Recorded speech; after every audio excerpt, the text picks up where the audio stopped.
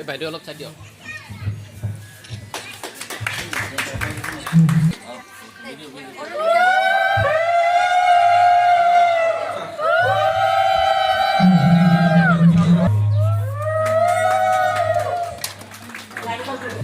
বিধায়ক মহোদয়ে নাৰিকল ভাঙি আমাৰ যিখন ফলক সেইখন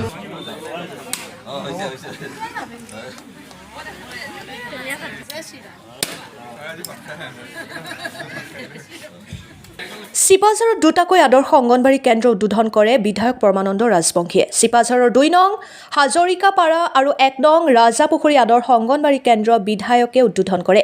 আটক ধুনীয়াকৈ নিৰ্মাণ কৰা কেন্দ্ৰ দুটিৰ জৰিয়তে কণ কণ শিশুসকলৰ ভৱিষ্যত গঢ়িব পৰা যাব বুলি প্ৰকাশ কৰে বিধায়কগৰাকীয়ে। উদ্বোধনী অনুষ্ঠানত খণ্ড উন্নয়ন বিষয়া ভিগুপতি ৰয়, জিলা সমাজ কল্যাণ বিষয়া কোষেশ্বৰ বৰা, সমন্বিতে সমাজ কল্যাণ বিভাগৰ বিষয়া কৰ্মচাৰী বহুতো গণ্যমান্য ব্যক্তি উপস্থিত থাকে। চিপাঝাৰ সমষ্টিত আগন্তুক বৰ্ষত আৰু 40টা আদৰ্শ অংগনবাড়ী কেন্দ্ৰ এনেদৰে আটক ধুনীয়াকৈ নিৰ্মাণ কৰা হ'ব বুলি বিধায়কে ঘোষণা কৰে।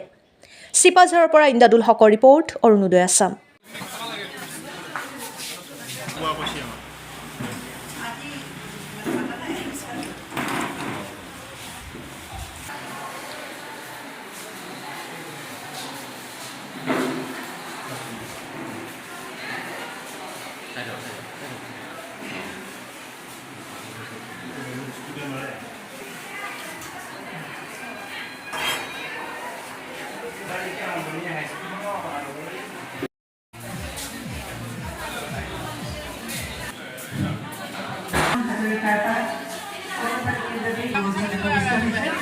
আৰু এই অঞ্চলৰ গণ্যমান্য ব্যক্তিসকল সকলোকে বৰাই নিব পাৰোঁ আৰু এই বিষয়ে সৈতে মই আমাৰ জিলা সমাজ কল্যাণ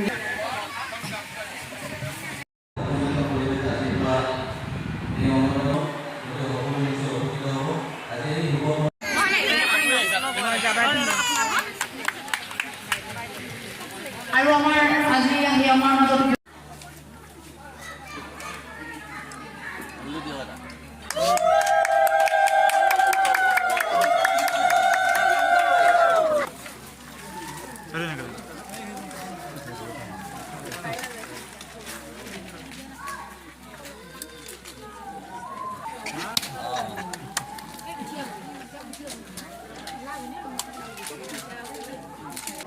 এই যিটো আদৰ্শ অংগনবাড়ী সেয়া আজি মুকলি কৰা হ'ল আৰু লগে লগে আমাৰ এই যিটো গৰুখুটি অঞ্চলত এই ধৰণৰ আদৰ্শ আমাৰ যি অংগনবাড়ী সেয়া এয়াই প্ৰথম।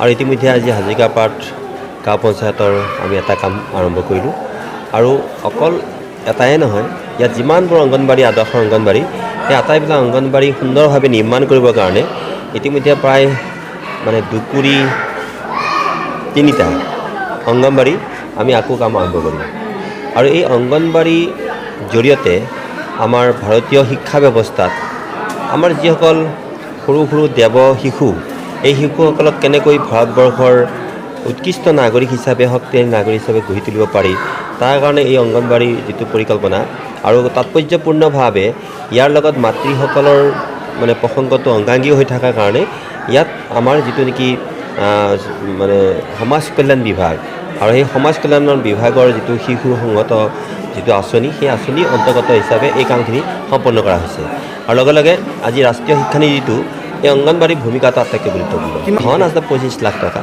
আৰু 25 লাখ টকাত এটা অতি সৰ্বাংগ সুন্দৰ গোটেইখিনি পৰিকল্পনা জড়িত এই যিটো দেৱ শিশুৰ কাৰণে যিটো অংগনবাড়ী সেই অংগনবাড়ী মোৰ মতে কিন্তু 25 লাখ টকাটো ইমান অকণ বেছি হ'লে ঠিকাদাৰ অকণ লাভ হয়, কিন্তু ঠিকাদাৰে কিন্তু বৰ বেছি লাভ কৰিব নোৱাৰে।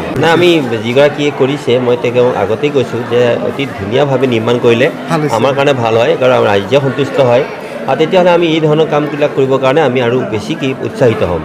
এতিয়া ৰাইজে ভাল বুলি ক'লে আমাৰ ভাল।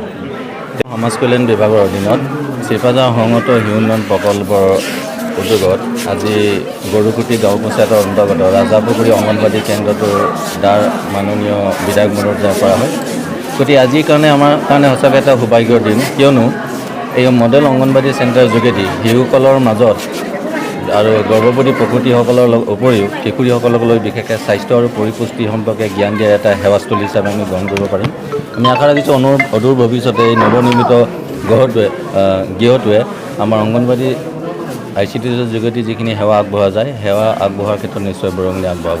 আমাৰ বিশেষকৈ মডেল অংগনবাড়ী কেন্দ্ৰৰ মুখ্য উদ্দেশ্য হ'ল যে বিশেষকৈ এটা সক্ষম অংগনবাড়ী কেন্দ্ৰ হিচাপে গঢ়ি তোলা। গতিকে ইয়াত যিখিনি চৰকাৰী পাঠফলন আছিল সেইমতে নিশ্চয় নিৰ্মিত হোৱা বুলি আমি ভাবোঁ, কাৰণ স্থানীয় বিধায়ক মহোদয়ৰ তত্বাৱধানতো এইখিনি চোৱা চিতা হৈছে, আমাৰ জিলা প্ৰশাসনৰ ফালৰ পাইছে। আমি খুব সৰ্বাংগ সুন্দৰ আশা ৰাখিছোঁ এই নিশ্চয় যি উদ্দেশ্যলৈ অংগনবাড়ী কেন্দ্ৰটো আজি অসম চৰকাৰৰ ফালত আবণ্টন দিয়া হৈছে নিশ্চয় সেই সেৱাসমূহ ৰাইজে লাভ কৰিবৰ কাৰণে উপযুক্ত হয়।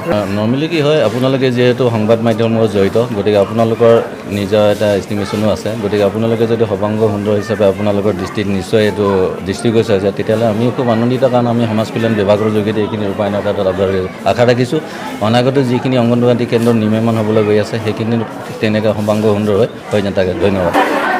আজি আমাৰ এই ৰাজাপুখুৰীপাৰ অংগনবাড়ী কেন্দ্ৰটো এতিয়া আমাৰ মাননীয় বিধায়ক মহোদয়ে মুকলি কৰিলে।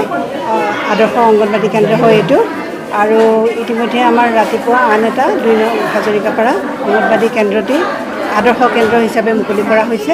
আৰু এনেধৰণৰ অসমৰ অন্য ঠাইৰ লগতে আমাৰ চিপাঝাৰ সংহত শিশু বিকাশ প্ৰকল্পৰ অধীনতো বহুকেইটা প্ৰকল্প ইতিমধ্যে আগতে হৈছিলে আৰু বৰ্তমানো আমাৰ হৈ আছে, আৰু কেইবাটাও আমাৰ দ্বাৰ মুকলি কৰা পৰ্যায়ত আছেগৈ। আৰু আমি আশা কৰিছোঁ যে এই ধৰণৰ অংগনবাড়ী কেন্দ্ৰ আমাৰ আগতে ইনফ্ৰাষ্ট্ৰাকচাৰটো এটা বহুত ডাঙৰ মেজৰ প্ৰব্লেম হৈ আছিলে, যাৰ কাৰণে আমাৰ ল'ৰা ছোৱালীসকল কেন্দ্ৰলৈ অহা নাছিল। কিন্তু এতিয়া আমাৰ ইমান ধুনীয়া এটা কেন্দ্ৰ, এই কেন্দ্ৰটিত আমাৰ ল'ৰা ছোৱালীসকল আহি মানে ভাল পাইছে। ইতিমধ্যে তাৰমানে মুকলি কৰাৰ আগতেই এই কেন্দ্ৰটো সম্পৰ্কে আমাৰ ল'ৰা ছোৱালী বা অভিভাৱকসকলৰ যথেষ্ট কৌতূহল যে ইমান ধুনীয়া চেণ্টাৰ আমাৰ হ'ব, গতিকে সেই ফিলিংছটো তেওঁলোকৰ আহিছে। আৰু আমি আশা কৰোঁ আমাৰ ইতিমধ্যে বহুত আমাৰ NEP 2020 লৈ পেলাই বহুত আমাৰ পৰিৱৰ্তন হৈ আছে আমাৰ প্ৰাক প্ৰাথমিক শিক্ষাৰ ক্ষেত্ৰত, আৰু 14গৰাকী আছে। হাজৰিকাপাৰাটো সিমান মানেই হ'ব। আমাৰ সকলো চেণ্টাৰতে প্ৰায় 10-15গৰাকী এনেকৈ, বহুত বেছিও নাই, ক'ৰবাত বেছি আছে, ক'ৰবাত 20-25গৰাকীও আছে। তেনেকুৱাকৈ আমাৰ শিশুসকল আছে।